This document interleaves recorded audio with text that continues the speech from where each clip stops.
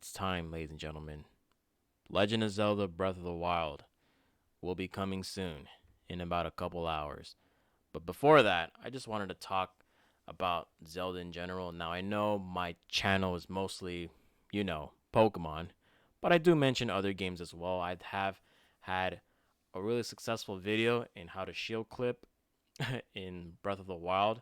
So go ahead and check that out if you guys haven't done so already. I gotta do a system update too. Jesus Christ. But anyways, Zelda is a wonderful franchise. I don't care what anyone has to say. Zelda, to me, arguably is a top 5 video game franchise of all time. It's up there with, the Mario series, Pokemon, if you want to venture into that rabbit hole. I mean, it's just a phenomenal franchise. Now, me personally, after reading the reviews, I'm not really surprised. Because why? Because it's Zelda. Rarely, and I mean very, very rarely, will a Zelda game ever miss. 10 out of 10, 100%, 5 stars out of 5 star, whatever rating you have it at, it's always going to be at least, and I mean at least, a 92%. So like a solid A. Now, of course, it's been 6 years since we get a sequel to Breath of the Wild, and that game was phenomenal and set the expectations. I personally believe Breath of the Wild is the game that set the expectations of other Switch games since its introduction. I mean, you look at Super Mario Odyssey and how beautiful that is. You look at the Kirby games, and then you look at Pokemon, which people will try to say that Pokemon should be on the level of Zelda, but hey, Zelda really set the bar. They really set the bar.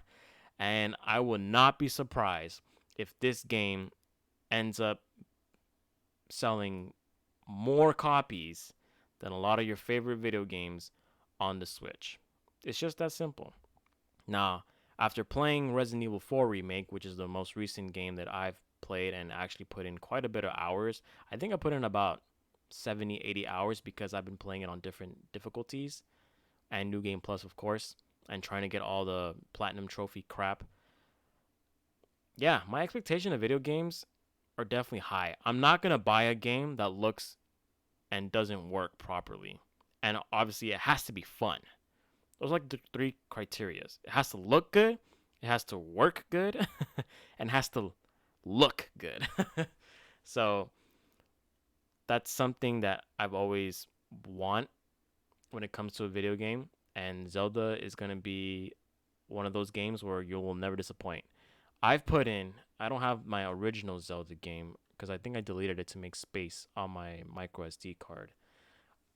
I put in about 250 hours. I think that's the most hours I put on a Switch game, if I'm not mistaken, due to the fact that the Korok Seed map out there is just so trash, and of course there's like a million Korok Seeds you have to find to truly 100% the game, and that was very fun. What I loved about Breath of the Wild was the exploration, the multiple, and I mean multiple things you can do. Open world, you can do whatever the fuck you want. You can follow the story, you can gain a bunch of weapons. Heck, you can even finish the game in 5 minutes if you really cared about that kind of stuff. But to me, Zelda will always have a place in my heart because they're freaking fun. They're fun games. Look at Ocarina of Time. Changed the way we play 3D games. It's definitely influential. Majora's Mask, Twilight Princess, Wind Waker. I mean, there's plenty of other Zelda games that I didn't mention that they're all fun because they're unique, they're entertaining, and there's plenty of stuff you can do. Zelda always has the reputation of not disappointing their fan base, which cough cough. Certain companies should definitely learn from that.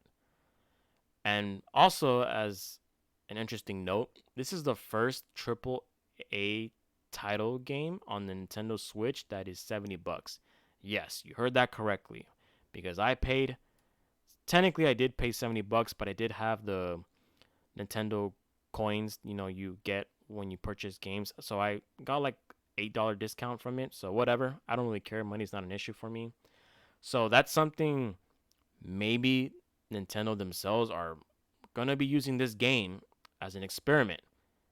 And supposedly in an interview by Doug Bowser, who's basically the head of Nintendo America, he stated that the reason why Zelda is $70 is because there's a lot of things and a lot of things that can immerse the players into. Of course, Zelda. There's a lot of shit you can do. But will $70 justify other Nintendo games that are published on the Switch? Are we gonna see a perhaps a Metroid game that's gonna be worth $70? Is there gonna be a Pokemon game that's gonna be worth $70? Who knows? I personally don't think that Nintendo Switch games should be higher than $60, but we're in a digital age. I will say that the release of this game should have coincided with the inevitable upgrade hardware for the Switch. I feel like it's a long time overdue. The Switch is old, yes, and I mean, yeah, 7 or 6, 7 years of the same hardware is quite old in a technological aspect. I feel like, yes, they did give us a Switch OLED version of Tears of the Kingdom, which is pretty cool, but we need better processing power for the Switch. And this would have been perfect. This would have done a complete 360 because, the first Switch that came out and the first game that came out was Zelda. This would have been perfect. But, I'm just ranting here. Go buy this game. I mean, I'm waiting for mine to download. Can't believe I have to do a upgrade or update, I should say. But yeah, let me know what you guys think. It's finally here. I personally think I'm not going to record any of this because I'm just going to be way too into it. And based on my streams for Pokemon Scarlet and Violet, I didn't get a lot of good views wise as part of, whatever expectations I had. So I just might just play this on the behind the scenes unless I see something crazy, some cheat codes or whatever that you guys can use for this game. So let me know you guys are getting this game. It's your boy Franklin signing out. Don't forget to like and subscribe too.